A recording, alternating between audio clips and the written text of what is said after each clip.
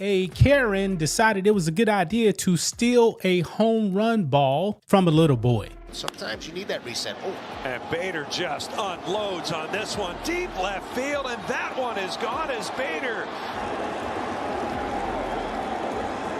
But people online have been wrongfully identifying the wrong person. The internet has gone wild, but not for the right reasons. People online started pointing fingers at the wrong person, and suddenly one woman's name was dragged through the mud. Cheryl Richardson Wagner wasn't just accused of grabbing a baseball bat, she was painted as snatching away a child's dream in front of millions. One viral clip sparked a storm, and within hours, the internet turned into a mob, digging into her name, her job, even her whole life. The headline that spread like fire that she had been fired from a New Jersey school district, but was that the truth? Or just the internet doing what it does best, creating its own script with no receipts? It all went down at Lone Depot Park during the Phillies versus Marlins showdown. Harrison Bader cracked a home run deep into the left field stands, and chaos erupted. Cameras zoomed in, and there it was, a young boy, eyes wide, hand outstretched, fingertips away from holding his dream. And then Cheryl appeared in her Phillies jersey, leaning in and snatching the ball right before he could close his hand around it.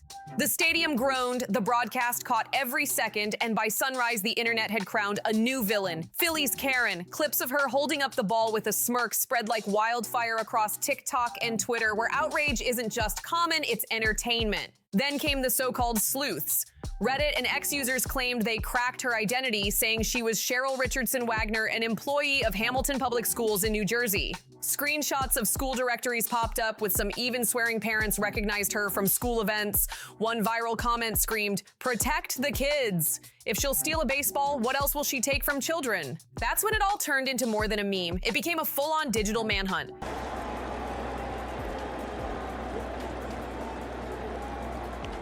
Now, here's what's crazy. People have been identifying her, giving all these names, saying that she was an administrator at some school. There have been several people now reporting and saying, oh, great, she got fired.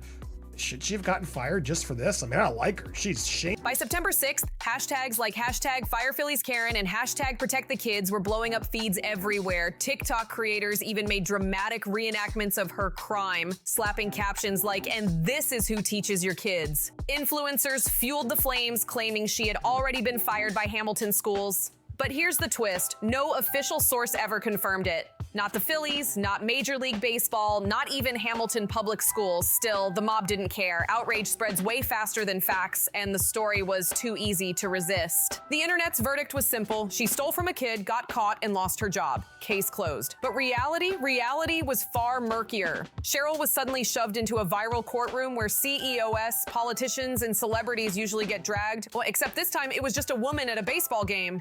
Celebrities, CEOs, and reality TV stars had already been sentenced in the court of memes, but now Cheryl Richardson Wagner was the latest defendant. Think about it. The Coldplay kiss cam scandal with Andy Byron, the US Open hat thief, even tech bosses caught in messy clips, those stories had receipts. But in Cheryl's case, the evidence was nothing more than blurry screenshots and anonymous whispers stitched together by random accounts online, and that didn't stop the mob. Her name was dragged from TikTok. The ball's on the ground. She never had it.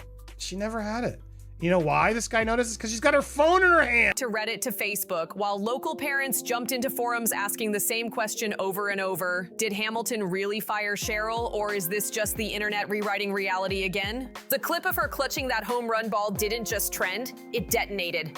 By the morning after the Phillies-Marlins game, TikTok's For You page was wall-to-wall with her face. Creators zoomed in close, slapped on dramatic soundtracks, and compared her smirk to straight-up Disney villains. Comments poured in like, "That kid's face will haunt me forever, and she deserves to lose way more than a baseball." And that's when the second wave crashed in, the job rumors. Reddit threads with titles like "Phillies Karen teaches your kids" shot to the top of r/st Phillies and r/st public freakout. Amateur detectives shared what they swore were screenshots of staff rosters from Hamilton Public Schools, with Cheryl's name highlighted in bold. I mean, what he should have done is this, honestly. If he had just, pushed her away into the stands. Yay, Dad! Think about the Coldplay Kiss cam scandal with Andy Byron or the Others claim to have insider knowledge that she was already gone. True or not, the mob didn't care. The rumor matched the fantasy of instant karma, and that was enough. TikTok turned those claims into full-blown breaking news narratives. Influencers with hundreds of thousands of followers filmed themselves saying, "Breaking, Phillies Karen just got fired." Some even faked green screen termination letters for effect. Verified? Not at all. Entertaining? Absolutely. Their goal wasn't truth. It was speed, clout, and the dopamine hit of dunking on the internet's villain of the week. One clip alone racked up 1.3 million views in just 24 hours, ending with the smug line, "Actions have consequences. She took the ball. Now she lost her job." And while TikTok was feasting, Facebook groups back in Hamilton lit up with speculation. Some parents nervously asked if the rumors were true, while others flat out declared, "This better not be someone working with kids." The conversation had shifted. This wasn't about baseball anymore. It was about morality, about role models, about whether schools were harboring someone the internet had branded a thief. And then the story took a much darker turn. Every repost pushed Cheryl's personal details deeper into the public bloodstream. Anonymous accounts began dumping alleged addresses, phone numbers, even family photos. You took it from me! You took it from me! Never leave my hand! Bye. I'm glad you heard that! Wow. This is pathetic. Nothing was verified, but once internet outrage hits critical mass, facts don't matter anymore. For thousands of furious fans, the supposed firing wasn't just believable, it was justice. Each flimsy confirmation post was celebrated like gospel truth. The stakes had changed.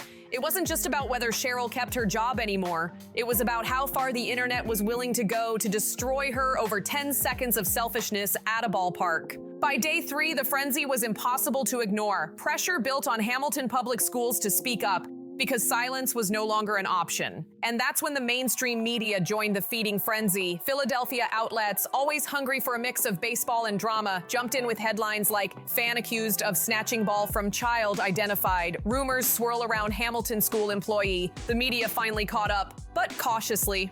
Headlines were filled with words like "alleged" and "reportedly." Yet the message underneath was crystal clear. The internet had already declared Cheryl guilty, and reporters were scrambling just to keep pace. Then came the shocker. Hamilton Public Schools broke their silence with a pointed statement that hit like a curveball. "We have no record of a Cheryl Richardson Wagner ever being employed by Hamilton Public Schools," the district announced. They didn't mince words when it was blunt, direct, and completely contradicted the viral story, but instead of calming the outrage, the denial only made the mob more restless. Hey, get out of there! Hear it! Hear it! Yeah, she lost her mind. This woman completely lost her mind. If she wasn't on the payroll, why did screenshots exist? If she wasn't fired, why were so many people so convinced? That contradiction was fuel for chaos. Media insiders even noted how rare such a quick response was. School districts almost never jump into viral scandals unless the heat is unbearable. One reporter told NJ.com, "The fact that Hamilton issued a denial shows just how loud the backlash was." Yet for TikTok and Twitter, the denial didn't close the case. It blew it wide open. Some swore the school was covering up to save face. Others insisted the district was playing word games, saying maybe Cheryl was a contractor, a sub, or tied to the district in some hidden way. Even a flat-out rejection from the school couldn't drown out millions of voices desperate to keep the narrative alive. And the irony? While the internet swore she had been fired, Cheryl herself said nothing. No comment, no apology, not even a cryptic post. Her silence created a vacuum. And in the digital world, silence is always filled with speculation. Was she hiding out, meeting with lawyers? Was she, as one YouTuber dramatically claimed, getting ready to sue for defamation?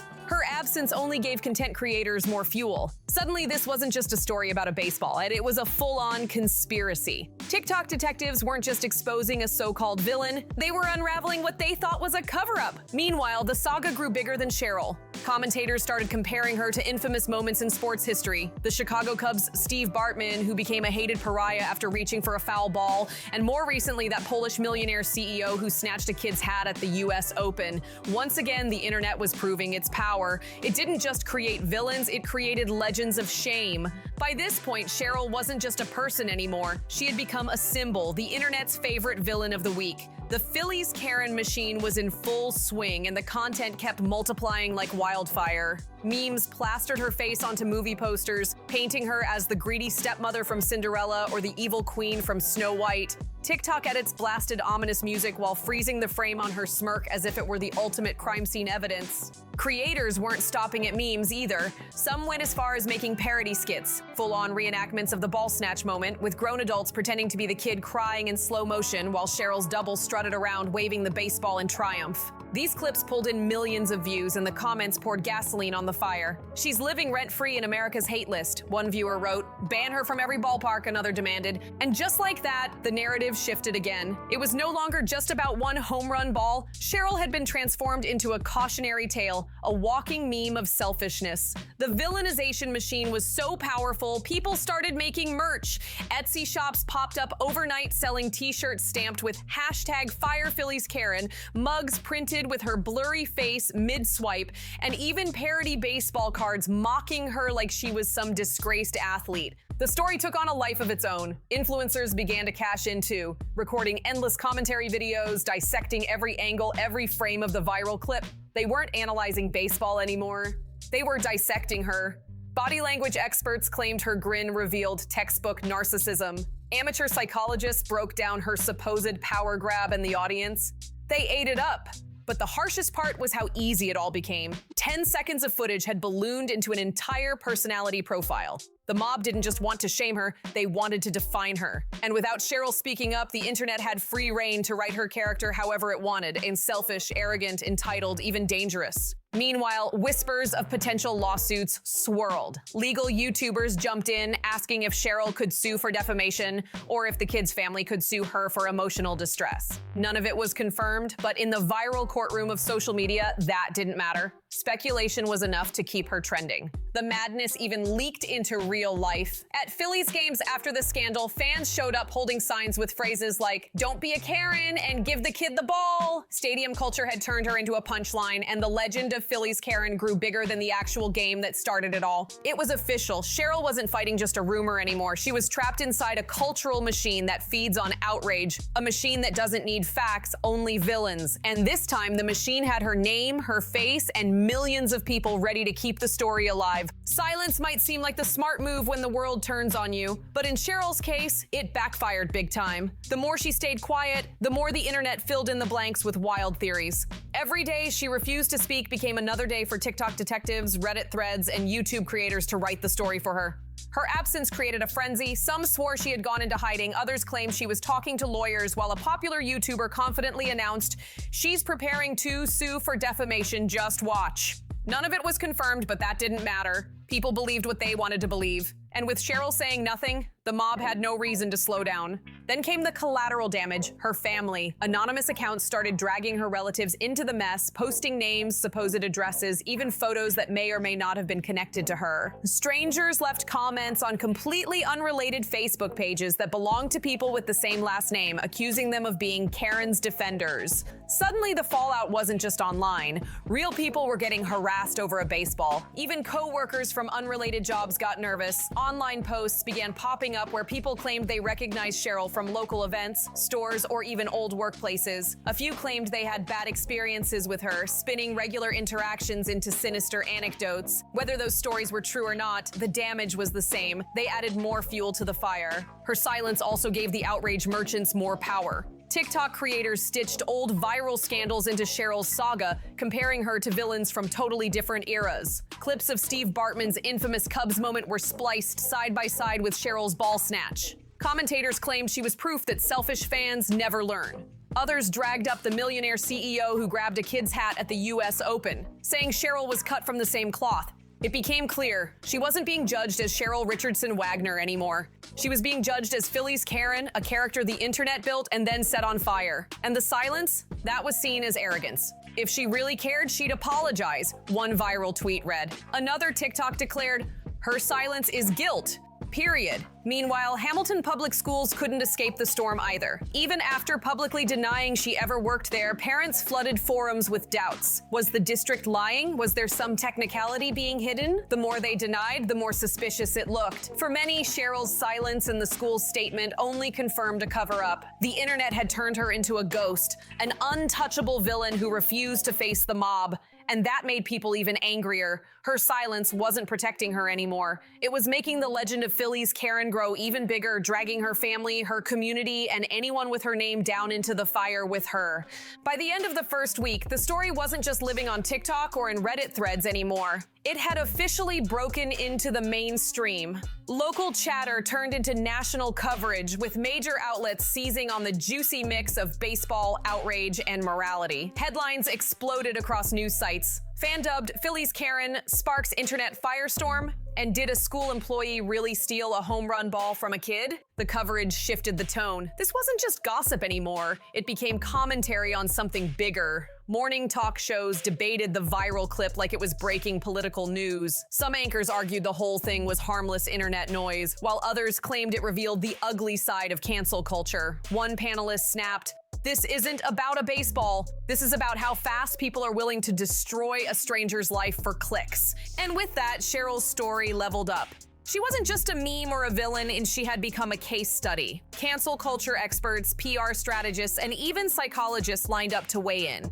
They dissected everything: why the mob turned so fast, how silence added fuel, and whether Hamilton's denial had accidentally made things worse. Social media analysts pointed out the speed of the spiral. "It's a perfect storm," one told CNN. "You have sports, kids, morality, and the internet's obsession with Karens. That combination is rocket fuel." Legal experts, meanwhile, floated the possibility of lawsuits. Not just Cheryl suing for defamation, but also the boy's family considering legal action. Even if none of that came to pass, the speculation was enough to keep her story in rotation for days. And while mainstream outlets tried to sound balanced, the headlines themselves fanned the flames. Every time Phillies Karen appeared in bold print, the nickname gained legitimacy. Every photo of Cheryl clutching that ball gave the internet a fresh reason to rage.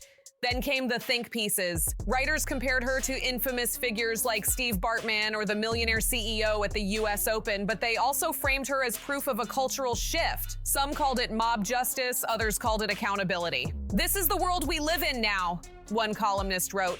"One bad look on camera, and you're the villain in a story you didn't even write." By then, it didn't matter if Cheryl was innocent of the job rumors or if the ball should have been hers. Reality had split into two versions: the messy, complicated truth, and the internet's cleaner, more dramatic version where karma always wins. And the internet's version was the one everyone wanted to believe. Suddenly, Cheryl wasn't just one woman in a Phillies jersey. She was the headline, the hashtag, the debate. And her silence only made the narrative easier to mold. With no defense, no statement, and no attempt to reclaim her image, the world was free to turn her into whatever it wanted: villain, symbol, or scapegoat. Each viral sports scandal has shown us how fast outrage can mutate into cultural judgment. But Cheryl's saga was different. Unlike Steve Bartman or the millionaire CEO at the US Open, her story wasn't just about the game. It was tangled with morality, employment rumors, and the internet's thirst to see someone punished. By this point, the debate wasn't even about whether she took the ball. It was about whether the world had fired the wrong woman, literally and figuratively. Hamilton's official denial should have been the end of it. Instead, it threw gasoline on the fire. The mob wasn't convinced. Screenshots of Cheryl's supposed LinkedIn kept popping up, captioned with lines like, "So we're all just supposed to believe the school district now?" TikTok creators spliced Hamilton's denial side by side with proof, declaring they're hiding something. On Reddit, theories spun out of control. Maybe she wasn't a full-time employee, maybe she was a contractor, maybe she worked under a different name. Every rumor became evidence, every contradiction became a cover-up. One viral post nailed the mood with the line, "The cover-up is worse than the crime." In reality, there was no cover-up, but that didn't matter. In the digital courtroom, facts don't win. The mob's story does. Sports radio hosts debated whether Hamilton was lying. A Philly columnist compared the denial to corporate crisis spin, writing, "It's easier to say she never worked here than admit they employed the woman who stole a child's joy on national TV." Meanwhile, Cheryl's silence became its own weapon, but against her. YouTubers dropped hour-long breakdowns of her smirk, her posture, even her decision to stay quiet. If she really wasn't fired, why hasn't she come forward herself, one podcaster asked, racking up hundreds of thousands of views in less than a day? And it didn't stop online. Parents claimed they had emailed Hamilton administrators demanding the truth. Whether those screenshots were real or fabricated didn't matter. They spread everywhere. Ironically, Cheryl had no connection to the district at all, yet she had dragged them into a PR nightmare they couldn't escape. As the frenzy peaked, broader debates reignited. Pundits compared Cheryl's downfall to Bartman's in Chicago, where one foul ball turned a fan into a lifelong outcast. Others linked her to the millionaire CEO's meltdown at the US Open or Andy Byron's kiss cam humiliation. But here's the twist. Unlike those scandals, Cheryl's had no proof of job loss, no official punishment, just millions of people insisting it must have happened. That's when the truth finally broke through. Cheryl Richardson Wagner had never been fired from Hamilton Public Schools because she never worked there in the first place. Hamilton's denial wasn't spin, it was fact. The viral directories were misreads. The screenshots were fakes or coincidences. The parents demanding justice were yelling at the wrong target entirely. In the end, Cheryl hadn't lost her job, but she had lost her reputation, and that hit harder than any HR letter ever could. Her name was burned into a million memes. Her face was frozen forever in that moment, clutching the baseball while a kid's hand hung empty beside her. She became the villain of a story she never signed up for, and no press release could undo it. Media insiders quickly pointed out how familiar the pattern felt. We've seen this with Bartman, we've seen it with the Polish CEO, we've even seen it with celebrities like Andy Byron, one commentator told The Athletic. The internet doesn't wait for facts, it writes its own script and dares reality to catch up. Fans were split. Some admitted they'd gone too far. Okay, maybe I shouldn't have spammed hashtag Fire Phillies Karen, one Redditor confessed. Others refused to let it go, with one viral tweet racking up 50,000 likes that read, "Doesn't matter if she worked there or not, she stole from a kid." And that's the brutal truth. For many, the clip itself was enough.